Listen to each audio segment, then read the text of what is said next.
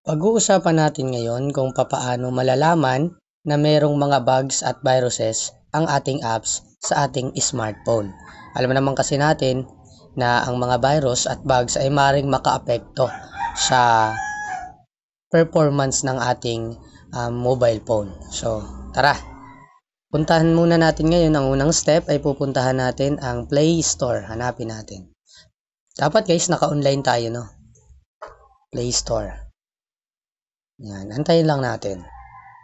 At dyan, sa right corner, doon sa upper part, di ba kung mapapansin nyo may J.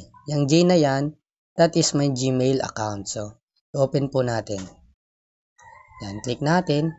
At sa baba, hanapin natin yung Play Protect. Ito yung Play Protect. So, as of now po, may nakalagay dyan sa akin na no harmful apps found. Pero, dahil nga, i-confirm muli natin kung wala nga bang bugs o virus ang mga apps natin, i-scan muli natin. Scanning.